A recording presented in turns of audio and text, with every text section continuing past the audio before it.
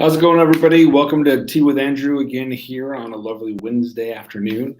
What I'm going to be doing today is I'm actually going to be stealing some information from one of my colleagues. Doug Hamilton is the National Association of Realtors Director for the Greater El Paso Association of Realtors, and it is kind of our go-to when it comes to working with the Code of Ethics. Every month during the Board of Directors meetings for the El Paso Association of Realtors, he does a really great ethics presentation. And he put together a little one-sheet thing on the 17 articles of the Code of Ethics. And I thought it was great. I thought it was wonderful. And I thought it was a good chance for us to go through them. You know, we as members of the Association of Realtors hold ourselves to a higher standard of ethics, and to make sure that we're doing right for our clients. And we probably should visit that every once in a while. So we're going to be going through. I'm going to pull up the sheet now to make sure you guys can see them all. Hopefully you can see them now, and when we're doing it. Just kind of he does a fun little thing of may the code be with you instantly.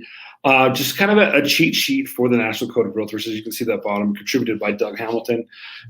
Just does a really good job of reminding the board of directors what our role is as realtors, of how we are going to take care of our clients. And I thought it'd be a great idea to pass that information to everybody else. So remember, it's broken up into kind of three parts. The duties to clients and customers are Articles 1 through 9. Duties to the public are Articles 10 through 14. And duties to other realtors is Articles 15 through 17. So we'll just kind of go through. I'm going to list them and kind of have a little conversation on each article, because they're all important. Articles 1 through 9. Article 1, very simple, and sometimes, unfortunately, something we forget. The client comes first. You know, always remember with Article 1, what it's basically stating is we need to make sure we're always putting our clients' needs above ours. We're doing what we can to make sure they're taken care of. If our commission goes before our client getting what they need and what they deserve, then we're not doing our jobs.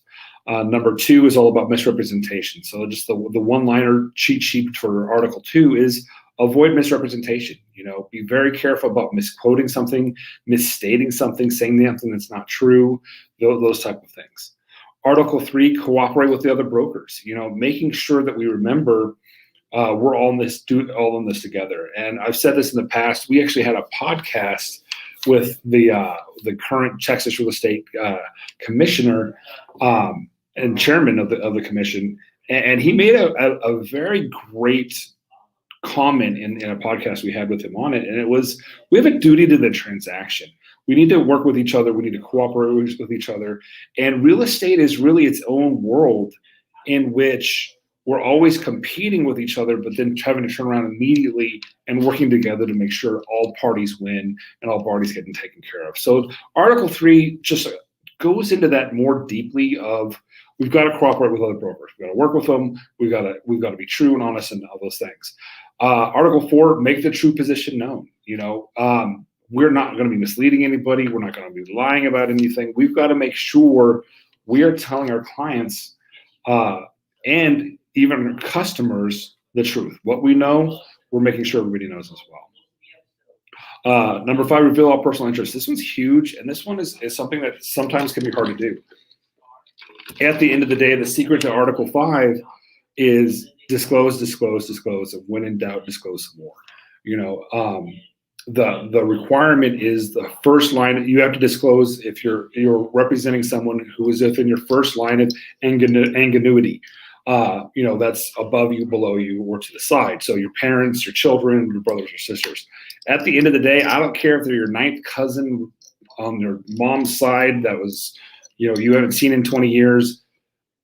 Always disclose, because nobody's going to care until they care. You know, what I like to say when I'm in classes or going over things, we're all friends till we're not friends. It's not an issue till it's an issue. You know, I don't care that you're representing your sister until there's something that goes wrong, and now I can use that as a leverage or an advantage and come after you and say you did something unethically or did something wrong by not disclosing that. So reveal all personal interests. You know, especially, do you have ownership of the property? You've got to disclose that. Do you have ownership? Are you purchasing with an LLC that you have ownership in? This comes in a lot of times, making sure if you're doing any kind of wholesaling. If you're doing wholesaling, you've got to disclose to everybody that it's being a wholesale situation. That's definitely true. And making sure all parties understand what you're selling you're not, what kind of equity you're selling in those situations. Make all commissions known, and that's a huge thing.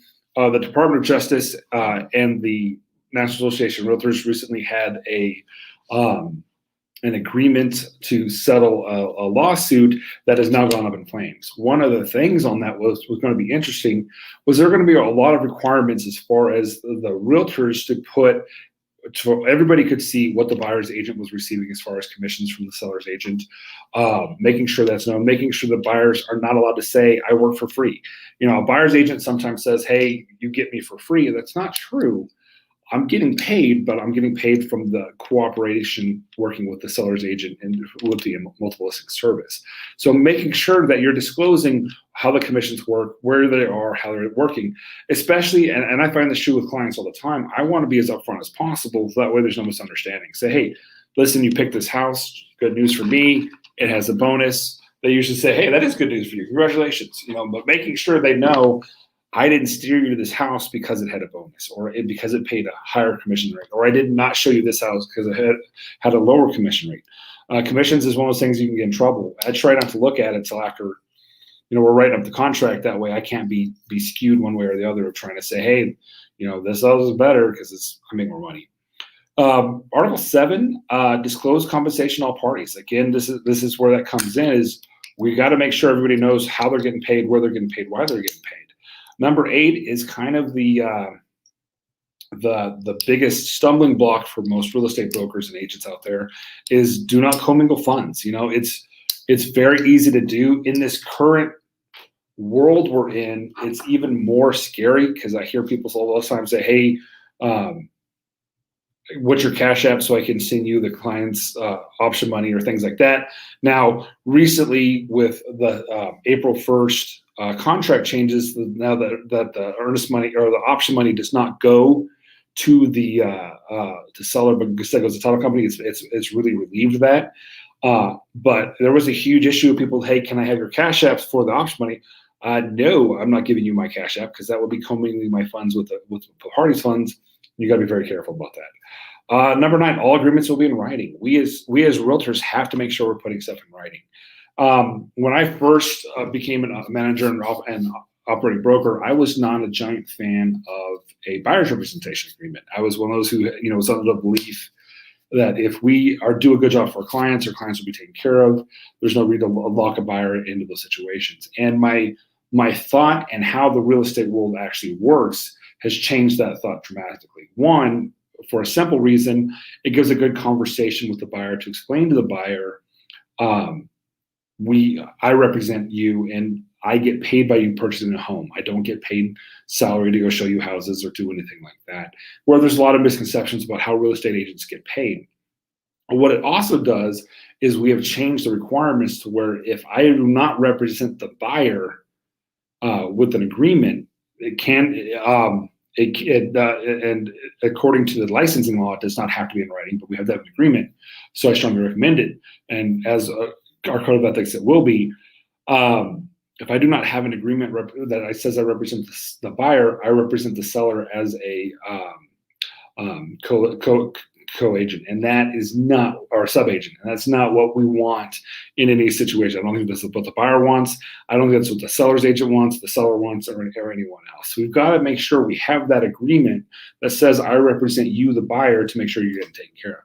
Now, I will do everything I can to be paid from compensation and working closely with the other agent, but I represent you. That's Articles 1 through 9. Articles 10 through 14 is with with the public. Now, Article 10, we recently got hit with Article 10-5. Article 10-5 had a lot of changes that went into effect, and I'm not a giant fan of it, just because I think people can get really, really scary really fast in some things. Equal service to all, I absolutely believe that. I think if you have any kind of ist at the end of yourself, you have no business in this business. If you're a racist, a feminist, a sexist, any of those things, you have no business in this industry, and I don't want you here. There's only one people real estate agents are allowed to discriminate against, and that's the ones that can't afford real estate, to buy real estate at this time. If you can't afford it, I'm not going to waste 2 days showing you houses because you want to go look at them. I've got to make sure my time is being done done for the right reasons. But based on color, sex, national origin, no. Now, 10-5, the reason I bring it up is it's a fairly new change to the order, where it says even if it's not a real estate related thing, if you're found in violation of being harassing or saying horrible things to any race, color, sex, national origin for any reason at all, you can be kicked out of the association of realtors. Now, good, bad, or indifferent, I don't want to get into race wars of any kind in that regard. What scares me is the third parties coming in and saying, hey, you two were talking, I felt uncomfortable with that, so I'm doing this. A lot of people getting angry on Facebook and getting in arguments. And I've seen in the past where people have tried to have me fire real estate agents because they got into a Facebook war, and they would cut parts of the screen out so you could only see one side of the argument and say, hey, this person's horrible and mean, look at all the horrible things they said to me, and they didn't show the horrible things they said first or as well. So it's just a scary thing for me of us saying, hey, we're going to kick someone out of the ability to make a living. But it is what it is. So be very careful with what you post. And I say this all the time. Social media is a dangerous game. We as real estate professionals, I think, need to be at the forefront of social media and understand it. And that's where we're going to find clients. But be very careful how you broach social media. As many people who believe one way, as many believe the other way, and I'd rather to sell to both sides than to alienate one half of the public out there. Masks, for example. Some people are very, very comfortable without a mask. They don't see the need of vaccines and those things.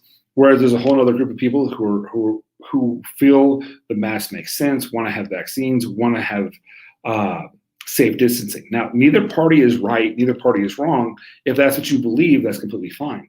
I don't want to alienate either one of those groups by going in there and putting stuff on Facebook personally. I don't think it's a good idea because I want to sell houses and I want to make money. But you need to decide what makes the most sense for you, because I have known a ton of times where a real estate agent has lost business, lost a client, lost a deal over a Facebook post. So be very careful what you do. And if you're comfortable with that, and if you feel strongly enough about it to do that, and as long as you're not breaking any rules or laws, especially with your broker, that's up to you. But be very careful, because it's some of those things where it makes sense and it's funny and I'm laughing and I'm happy, and then you get a call that your $400,000 client just canceled working with you because he didn't like what you put. So just something to think about with Article 10. Article 11, work within area of competence. And this is not just an article. This has become a TREC kind of mandate. If you've taken Legal Update 1 and 2 over the last 2 years, they are pushing extremely hard to make sure you have geographic competence. The problem with real estate is we have one license. My license allows me to sell commercial, residential, property management, farm and ranch, land, you name it, I have the right to do it. In anywhere from El Paso to Austin to San Antonio to Houston to Dallas, Wichita Falls, wherever it is, South Padre Island, I have the license to be able to do it. Now, I do not have the geographic competence to do it everywhere. And we see that quite often. It's funny because the lawmakers in Texas have created a law that says if you were a military spouse and you move to Texas, you can get a license as long as the state you're coming from has similar requirements as Texas for licensing. That sounds really good for the lawmakers to say, we have this, we put this in effect. They can go to the VFW halls and the places that say this is on the books. The problem is the number of states that meet those requirements are zero. And when I do legal updates and we have different conversations about this law and this set up, it's funny to see the complete two sides of a story of people saying, that's horrible. I wouldn't want people to be able to come in here from a different state and be able to sell real estate, or other people saying the opposite. One of my best friends is in the Marine Corps, and his wife is a nurse. Well, wherever he has moved, California, Virginia, North Carolina, his wife has been able to get a nursing job right away. That's what the goal is with this kind of thing for real estate professionals as well. Now, what they're saying is, listen, maybe we need to take a couple classes to make sure you understand Texas law, because it varies differently from even New Mexico. But to say that you have that, and the response I got and get a lot of times is, well, what about geographic competency? You don't have that. And no, you don't, but there's only one way to get that, and that's to move to an area. The difference between a brand new agent and a brand new agent to an area is one at least has an idea about forms and things. The other one has nothing. So it's one of those weird questions where I like to stir the pot with it before I tell them that 0 states actually have that allowed it for right now. But just to see the different responses that real estate professionals give me of the both sides of, no, I don't want anyone to be able to just come and be able to sell real estate. And I think the Texas Real Estate Commission is doing a good job of researching and vetting to say, hey, maybe they don't need to take all 6 classes. Maybe we just need to have the promulgated forms, contracts, something like that to say, so because they know the understanding of real estate itself. So kind of an area I deal with, but Article 11, definitely important. Article 12, true picture on all communications, making sure we are doing what we can to not shy away from anything. People know what's going on, how it's working. We're not deceiving anybody in any way, shape, or form, not giving a whole truth in any way. Extremely important. Article 13, huge, guys. Do not practice law. And we come across this all the time. In fact, in one of my classes office meetings yesterday, we broached this topic. We've got to be very careful about not practicing law. Anytime we start using the words, you're in breach of contract, this contract is dead, you can't do this because of that, we're interpreting law. And we need to be very careful. And remember, we're real estate professionals, we're not attorneys. And you've got to understand the difference and the importance of those differences and how they can and can't work. It's very easy for us to assume we have all the answers because we do this on a daily basis, but we're not licensed attorneys who have the ability to interpret the law and give that advice. Cooperate with any professional standards requests. This one's huge. Article 14. If you get a call from someone saying that someone's got a complaint against you, my recommendation is be very friendly, very quickly, be very courteous, let them know what's going on, anything you need, what can I do for you? It's just going to make your life a whole lot easier. Articles 15 through 17, duties to other realtors. And 15, again, social media is really bad on this. Do not disparage other realtors. It's easy to get on a train and start insulting a company or a person and say this person's horrible, they're not doing this. You got to be very careful. Article 15 says we will not disparage other realtors. There's realtors out there that, unfortunately, El Paso has close to 2,900 realtors. 1 or 2 of them may or may not be who we want to work with. But we've got to be very careful that we're not saying bad things about them to other people, to other clients. Article 16, do not interfere with other transactions. This is huge, and I've seen this. I've seen agents do this. I've actually had agents say this to me that, hey, I know we're working a deal, but I got a buyer, so your deal's going to die so my buyer can get this house. You're interfering very much so with a contract in that situation. So be very careful about what you're doing and how. When someone calls you and says, hey, I'm not happy with my broker, what can I do to get out of it? Be very careful about what kind of advice you give. Talk to the broker. That's the number one answer you should be giving is, hey, if you're not happy with your agent, talk to their broker. That's why you have their information. You should have their information from the information about broker services form. Call them and say, this is why I'm not happy. What can I do? If you're still not satisfied, you can either go to the Association of Realtors, or you can actually go straight to the Texas Real Estate Commission of your choice. But be very careful about saying, hey, you can get out of this contract by blank. Don't be interfering with anybody else's transactions or contracts.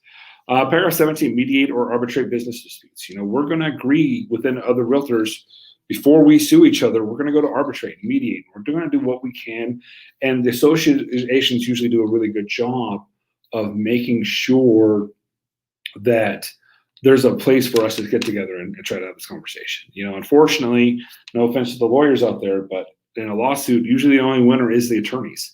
And we need to make sure what are we doing and how and what are we going to try to do to make sure they're taken care of. So just another thing to think about. We're going to go on it. So guys, you have this. It's available. Doug did a fantastic job of breaking down the 17 articles to a very easy snippet to understand, have some thought on.